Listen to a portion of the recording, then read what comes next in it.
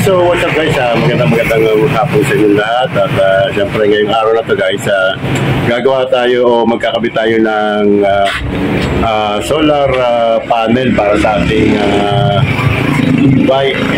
So for this point guys, gagamit tayo ng 200 watts na solar panel. Ito guys yung ating solar panel, 200 watts. Alright, 200 watts. At dito guys, meron tayong diagram guys. So ito guys, itong ating ginawa ng diagram. So ito yung ating connection dito. Napakasimple lang guys. Apat na device lang, apat na gamit lang to guys. Isang solar panel, ayun, 200 watts. Tapos isang breaker, isang MPPT na 70 watts, 70 volts. Right, MPPT, so 70 volts. Siyempre, meron siyang kasamang fuse na 7.5 amperes. Siyempre, meron tayong voltmeter. So, ayan guys, ang ating voltmeter. As you can see guys, nakita 31.7 volts. Ito guys, yung sa ating MPPT, ayan, 31.6. So, dito guys, ito nilagyan ko rin ng switch. Itong switch guys, papaliwanag ko kung bakit may switch, ano. So, dito guys, connection ng ating solar setup. Yes, una-una, gagamit tayo ng ito, 12 volts na DC ito na breaker. So guys, para malaman nyo kung ito ay DC, pag nilagyan mo ng bakal dyan sa gilid, may magnet yan. Yeah guys, may magnet yan, may magnet.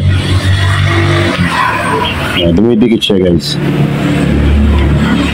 Doon yung malalaman kung direct current or AC ang ating breaker. Pag walang magnet ang ating breaker, 220 volts, 240 volts, gano'n. So dito ating MPPT, after ng breaker, dadaan siya sa MPPT na may output na 70 volts. So dito guys, as you can see, nakita nyo 31 volts. Pwede mo siyang i-adjust. Ilong press mo lang guys, hanggang lumabas yung kanya.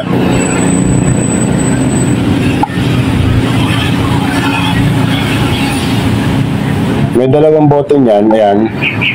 May dalawang button ito at saka yun.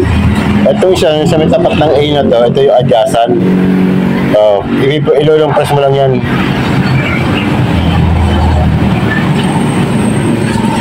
Ayan guys, lumabas na yung die na yan, die. So, pag lumabas na yan, okay, bumalik sa dati, sa punto na yan. Pipindot mo ito. Siya kasi guys, pipindot mo siya. Okay.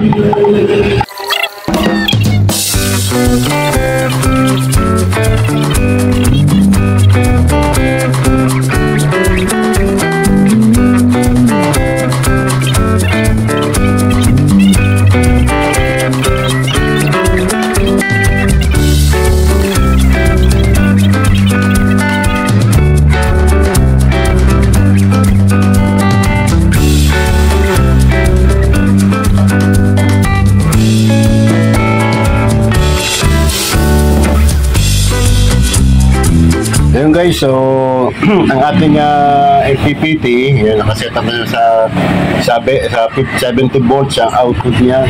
So dito guys, meron nga tayo itong switch.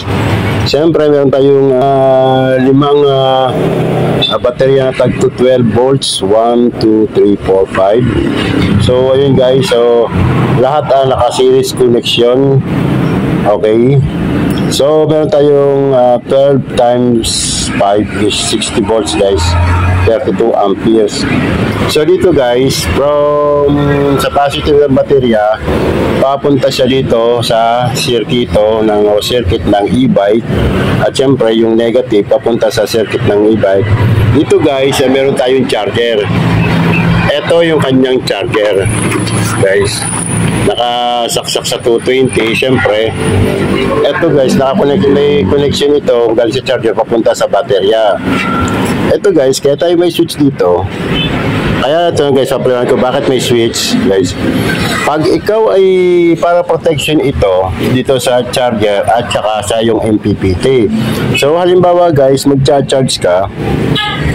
Pag gagamit ka ng charger, mas magandang i-off mo muna to yung switch para hindi tumuloy yung kuryente sa yung MPPT, sa charge controller.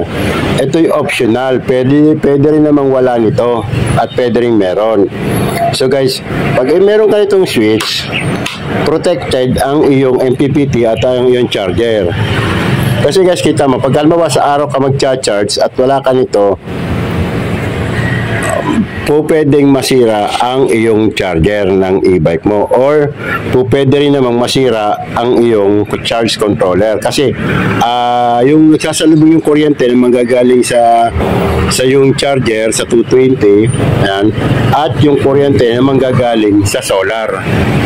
So much better guys, mas maganda lagyan nyo na lang dito ng switch guys.